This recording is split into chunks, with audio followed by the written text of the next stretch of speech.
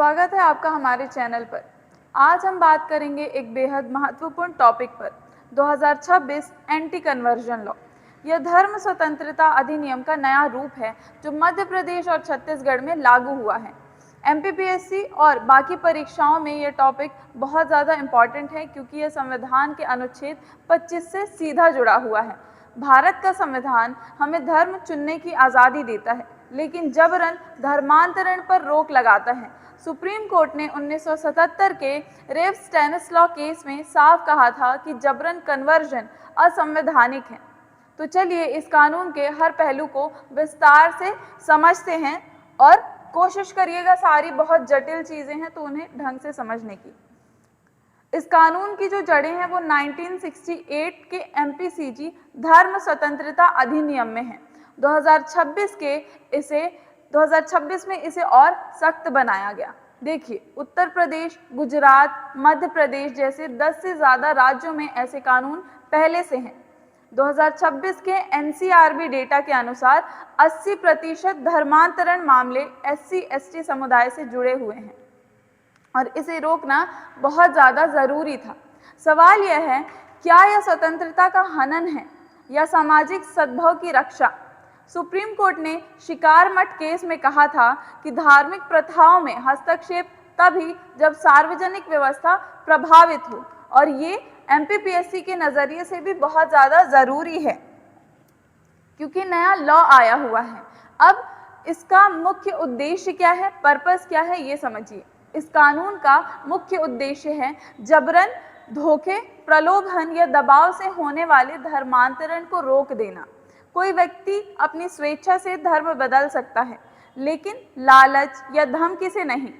खासकर SC/ST समुदायों में 10 से 20% मामले रिपोर्ट होते हैं जहां नौकरी, पैसे या शादी का लालच दिया जाता है और धर्मांतरण करवाया जाता है, जैसा कि आपको यहाँ पर दिख रहा है। संविधान के अनुच्छेद 25(1) कहता है सभी को विवेक और धर्म के अनुसार आचरण करने की स्वतंत्रता देता है, लेकिन यह एब्सोल्यूट नहीं है।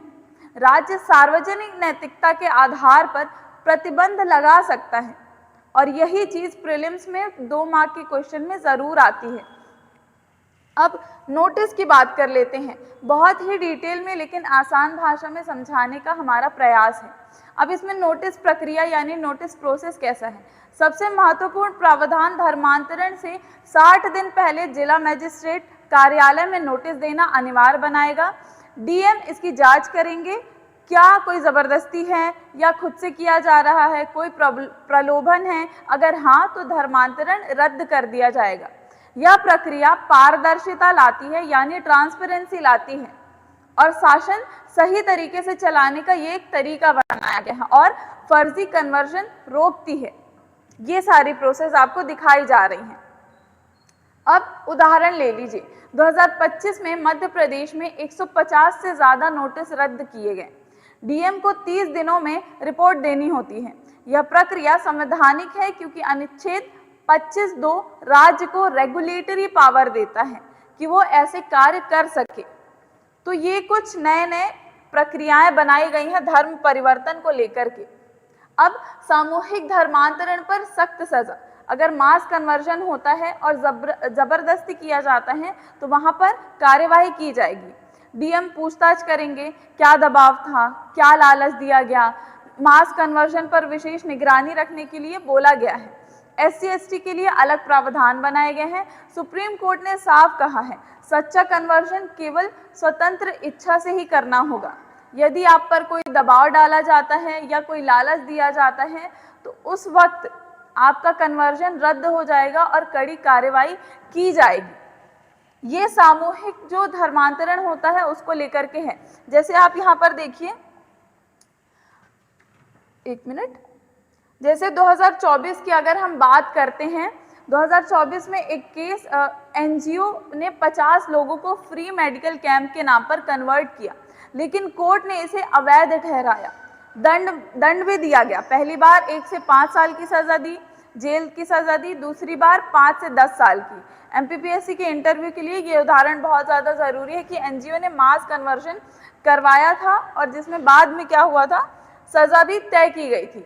अब यहाँ पर देखिए होम कमिंग की बात कर रहा है। कैसे? देखिए होम कमिंग कौन सा कॉन्सेप्ट है ये भी समझ लेते हैं। जैसे यहाँ पर घर वापसी का स्पष्टीकरण, होम कमिंग क्या है? अब सबसे दिलचस्प प्रावधान है होम कमिंग यानी पैतृक धर्म में वापस आना या कोई नोटिस बिना दिए अपने ही धर्म में वापस आ जाना, ये होम कमिंग कहलाता है।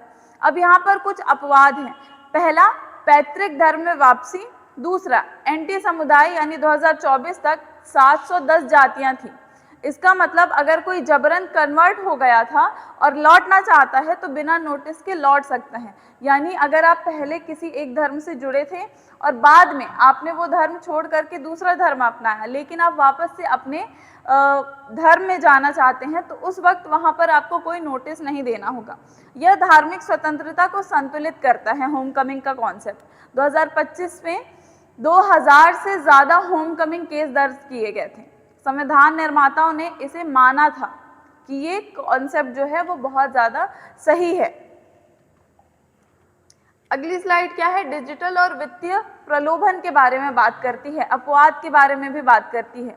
नाबालिग, मानसिक रोगी, सरकारी योजनाओं का दुरुपयोग। अगर 2024 के आंकड़े बताते हैं 710 जातियां शामिल थी इसमें। अगर शादी के लिए कन्वर्जन हो रहा है तो दोनों पक्षों की सहमति जरूरी होगी। एक रियल केस 2025 में राजस्थान हाई कोर्ट ने कहा कि लव जिहाद केस में होम कमिंग वैध होगी यानी वैलिड होगी। यह सुनिश्चित करता है कि सच्ची धार्मिक वापसी बाधित ना हो। एमपीपीएससी के सामाजिक मुद्दों में ये सेक्शन बहुत ज़्यादा महत्वपूर्ण हो जाता है, क्योंकि यहाँ पर जो लव जिहाद का केस है और होम कमिंग का जो कॉन्सेप्ट है उसे जोड़ करके एक एग्जाम्पल सेट किया गया राजस्थान हाई कोर्ट के द्वारा। फिर उल्लंघन के क्या क्या तरीके हैं इसमें ये देखिए। कानून में साफ लिखा है जॉब ऑफर, भ्रामक हेडलाइन, फेक प्रोफाइल या शादी का लालच, ये सभी अपराध माने गए हैं। अगर ये सारी चीज़ों दे करके अगर आप किसी का धर्मांतरण करवाते हैं तो वो उल्लंघन कहलाएगा। 2024 में सोशल मीडिया पर 500 से ज़्यादा फर्जी प्रोफाइल्स पकड़े गए। एक उदाहरण देखिए, फ्री शिक्षा प्लस नौकरी का लालच देकर कन्वर्जन करवाया गया था और इसमें दंड 2 से 7 साल की जेल प्लस 1 लाख जुर्माना भी था। फिर दूसरी बार अगर ऐसा होता है तो 7 से 10 साल की जेल और 5 लाख का जुर्माना। पुलिस एफआईआर दर्ज करेगी और यही क्रिमिनोलॉजी चलती रहेगी। ठीक है। अब देखिए यहाँ पे संवैधानिक संदर्भ के बारे में बात करते हैं, यानी कॉन्स्टिट्यूशनल कॉन्टेक्स्ट क्या बोलता है, इसमें सुप्रीम कोर्ट का क्या रुख है। सभी को धर्म मानने, अभ्यास करने और प्रचार की स्वतंत्रता है, ये अनुच्छेद 25 कहता है। फिर अनुच्छेद 26 क्या बात करता है? धार्मिक संस्थाओं का प्रबंधन करने की बात करता है। फिर हमारा अनुच्छेद 27 धार्मिक करों से मुक्ति देता है, लेकिन राज्य सार्वजनिक व्यवस्था, नैतिकता, स्वास्थ्य के लिए सीमित कर सकता है। वहीं डॉक्टर BR अम्बेडकर ने कहा था धर्म स्वतंत्रता एब्सोल्यूट नहीं है।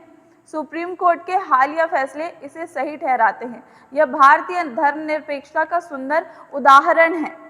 अब निष्कर्ष पर पहुंचते हैं। तो दोस्तों 2026 एंटी कन्वर्जन लॉ धर्म स्वतंत्रता, सामाजिक सद्भाव के बीच संतुलन बनाता है। एमपीपीएससी और अन्य वनडे एग्जाम्स के छात्रों के लिए यह अनिवार्य अध्ययन है।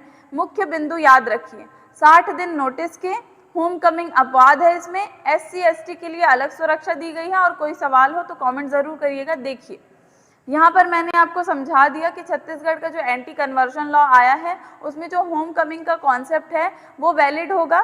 यानी एंटी कन्वर्जन, अगर आप किसी को लालच दे करके, प्रलोभन या किसी और लालच को दे करके उनका कन्वर्जन करवाते हैं तो वो गलत होता है। लेकिन यदि कोई व्यक्ति अपने धर्म को छोड़कर दूसरा धर्म अपनाता है और बाद में उसी धर्म में जाना चाहता है तो वो होम कमिंग का कॉन्सेप्ट होगा और वो अपवाद है, वो गलत नहीं है। तो ये कुछ सारी चीज़ें छत्तीसगढ़ की सरकार ने अपनाई है और कई राज्यों में इसे लागू भी कर दिया गया है। तो आशा करती हूँ आपको आज का ये स्पेशल सेगमेंट जो है वो समझ में आया होगा। और ऐसे ही डेली अपडेट्स के लिए और करंट अफेयर के लिए, जीके के लिए और स्कूल से जुड़े जो भी कॉन्सेप्ट हम क्लियर कर रहे हैं, सब्जेक्ट पढ़ा रहे हैं, एमपीपीएससी की जो अलग अलग यूनिट्स की प्लेलिस्ट हमारे चैनल में बन रही हैं, उन सारी चीज़ों को फॉलो करते रहिए। और कोई भी इन्फॉर्मेशन अगर आपको चाहिए होती है तो आप हमें कमेंट में बता सकते हैं। आज के लिए इतना ही, धन्यवाद।